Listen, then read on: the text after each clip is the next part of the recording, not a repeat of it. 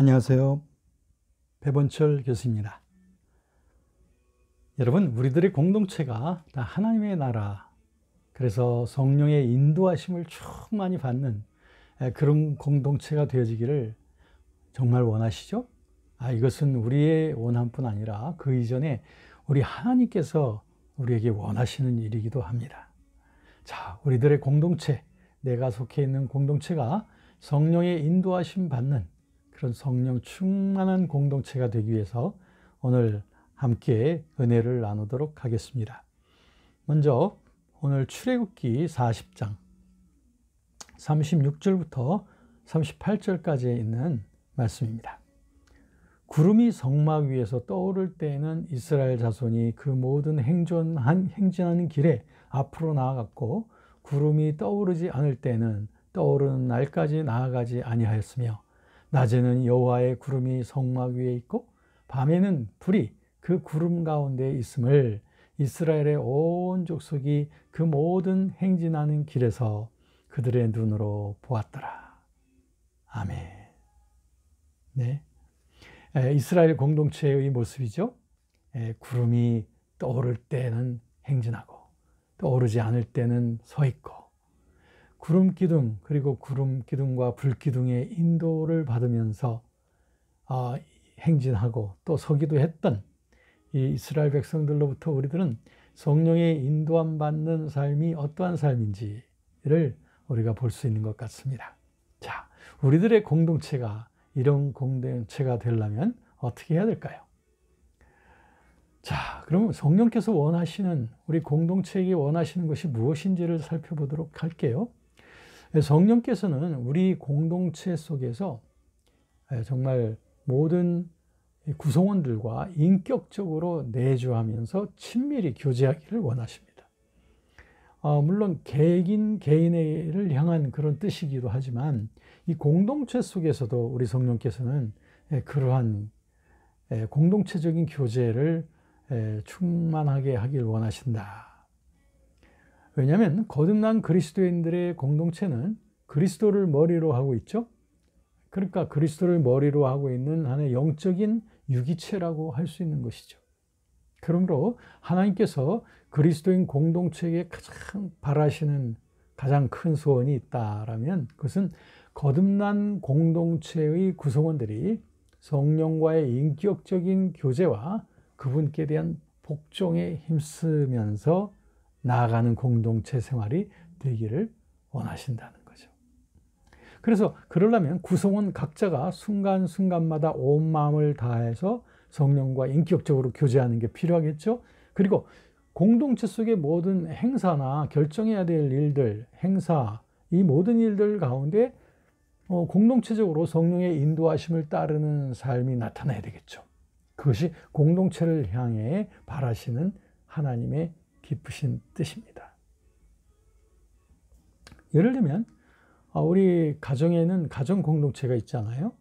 그러면 가정에 중요한 그런 일들이 있을 때에 가정 구성원, 남편과 아내 그리고 자녀들은 같이 주님 앞에 기도하면서 그 문제를 주님 앞에 올려놓고, 그리고 주님과 교제하면 가운데에 주님이 무엇인지, 주님의 뜻이 무엇인지, 주님이 뭘 원하시는지, 이런 것들을 우리가 같이 느끼고 확인할 수가 있다는 거죠. 어떤 그리스도인들이 모여있는 그런 회의 장소가 있다면, 실제로 그런 회의에서는 인간 개개인들의 순간적인 욕망이나 이해관계나 또는 순간적인 그 감정을 따르게 될 때가 참 많단 말이죠. 평소에 갖고 있던 자신만의 그 어떤 고정관념을 자꾸 표현한다든지, 그러다 보니까 회의 중에 서로 의견이 갈라지고 다투지거나 또 회의가 결과적으로 올바르게 되지 못할 때가 많단 말이에요. 이런 그 회의의 그런 성격이 아니라, 그럼 어떻게 하면 그 공동체 속에서 정말 이게 하나님의 뜻이다 하면서 온 모든 사람들이 성령의 인도하심을 잘 분별할 수 있느냐?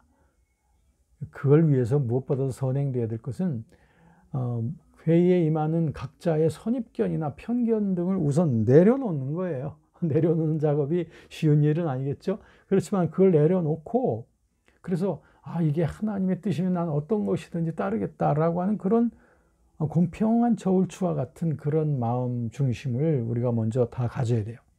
그래서 다 같이 모여서 하나님의 말씀을 묵상하고 기도하면서 이를 통해서 성령의 인도하심이 우리 각자에게 똑같이 주어지기를 위해서 힘쓰는 겁니다. 물론 이런 실천의 훈련이 당장 하루아침에 익숙하게 되는 것은 아니죠.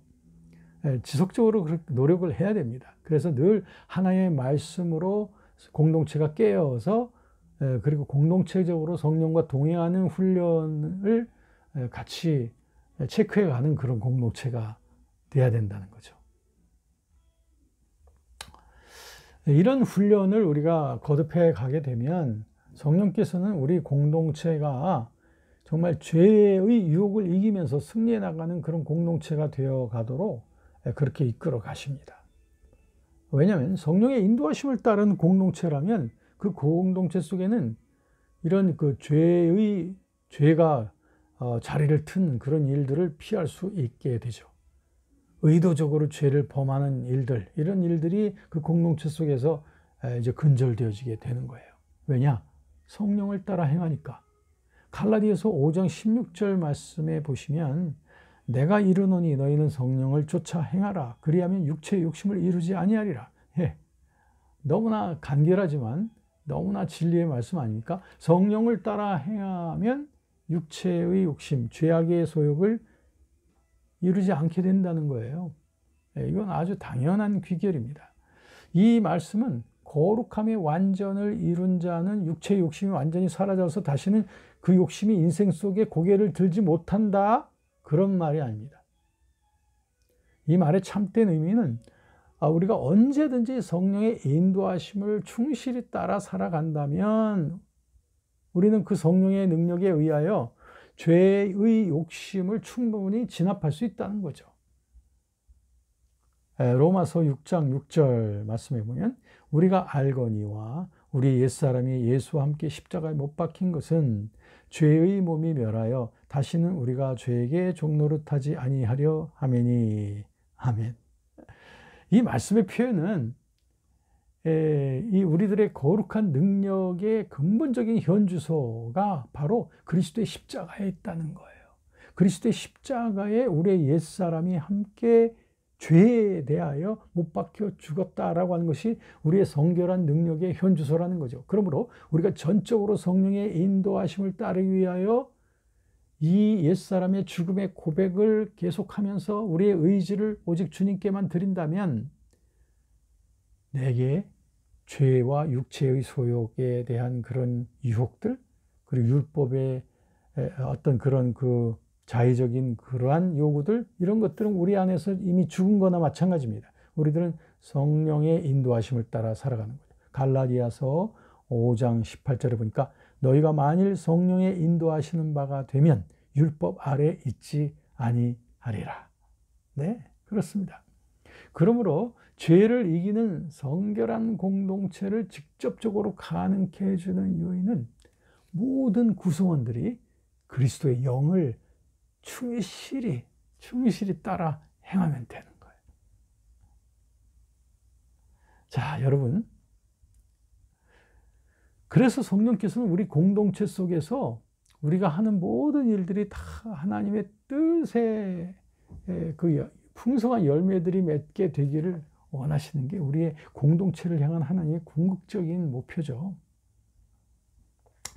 그래서 하나님께서는 우리들의 공동체 속에 하나님의 뜻이 늘 열매 맺게 되기를 원하고 계시는 거죠. 사실 그리스도께 헌신된 공동체라면 당연히 하나님의 뜻 행하기를 기뻐해야 되지 않겠습니까? 그렇다면 이 일을 위해서 우리는 어떻게 하나님 앞에 자신을 드려야 될까요? 예를 들어서 우리 가정을 한번 생각해 보십시오. 가정 속에서 우리 가족, 남편, 아내, 자녀들 모두가 다 하나님의 뜻을 기쁘게 확인하길 원한다면 가족들은 서로 모여서 이를 위해서 기도하면서 말씀을 나누고 또 서로의 의견을 자주자주 교환해 볼 필요가 있습니다. 중요한 건 가족 모두가 이런 그 대화 가운데서 동일한 확신을 갖고 마음을 함께 모을 수 있어야 한다는 점이죠. 그래야 하나님의 뜻을 우리가 다 같이 확인할 수 있다는 거죠. 그러면 만일 가족 중 어느 한 사람한테 이것이 하나님의 뜻이라고 하는 확신이 내게 주어졌다라고 할지라도 가족 모든 사람이 바로 그 사람의 신념이나 의견을 무조건 따를 필요는 없어요. 왜냐하면 그것이 진정한 성령의 인도하심이라면 기도하는 남편에게나 아내에게나 또는 기도하는 자녀들에게나 똑같은 확신이 결국에는 가지게 되어질 거다. 왜? 성령께서 인도하신다면. 그러므로 좀 더 기도와 논의를 하면서 서두르지 말고 기다릴 필요가 있습니다. 우리가 다 같이 한 분 한 분들이 다 주님 뜻에 복종되어 살아가는 사람들이라면 우리는 전적인 합치에 이르게 될 그 순간이 있을 겁니다. 그때까지 우리들은 좀 기다리면서 기도의 시간으로 갖는 것이 필요하죠. 이런 점에서 볼 때 하나님의 뜻을 힘있게 이루어가는 공동체가 되기 위해서는 그들의 모임 속에 공동의 기도와 그리고 교제와 나눔의 장이 필요한 것을 알 수가 있습니다. 서로 대화해가고 의견을 계속 나눠가고 같이 기도하고 이러한 공동체적 영성의 성숙이 다가오는 것은 즉 성령께서 그들을 변화시켜서 하나님의 뜻을 기쁘게 수행하는 공동체가 되도록 하는 일, 그게 궁극적인 성령의 뜻이라고 했죠. 자, 이를 위해서 우리 그리스도인들의 공동체 속에는 성령께 각각 자신을 드리고 또 함께 기도하고 또 같이 모여서 생각을 나눔을 통해서 성령의 인도하심을 확인하는 그러한 일들이 자꾸 훈련되어져 갈 필요가 있습니다. 여러분, 이 모든 것이 다 한 번에 다 완전히 되어질 수는 없습니다. 이것은 하나의 훈련이라고 봅니다. 그렇습니다. 성령님과 동행하는 그 삶의 성숙이란 훈련을 통해서 되는 겁니다. 이것이 개인으로도 볼 때도 개인적인 영적 훈련의 과정이 있는 것처럼 공동체적으로 보면 더욱더 우리가 민감하게 서로를 살펴가면서 서로 세워져 가는, 그리고 서로 주님 앞에서 세워져 갈 수 있도록 기도해주고 기다려주고 또 경청해주고 하는 가운데서 우리들은 참 신비롭게도 하나님의 뜻이 나에게서 잘 깨달아지지 못했던 것이 어떤 상대방을 통해서도 되어질 때 그것이 나에게 또 크게 받아들여질 때도 있고 말이죠. 이렇게 서로가 이제 각 그리스도의 몸의 한 지체와 부분이지 않습니까? 그러니까는 하나님께서는 우리 모두를 다 사용하시곤 하는 거죠. 이런 것들이 우리 공동체 속에 나타나는 하나님의 통치의 신비가 아닌가 생각하면서 저희가 속해 있는 우리 가정이 이런 신비로운 영적인 공동체가 되어졌으면 하고요. 또 우리가 함께 나누는 교회, 그리고 우리의 직장, 더 나아가서는 학교, 이 모든 영역들이 우리가 있는 곳곳마다 이런 아름다운 그리스도의 향기가 확산되어져 가는 이러한 성숙한 공동체 되어지기를 원합니다. 오늘도 함께 해주셔서 감사합니다.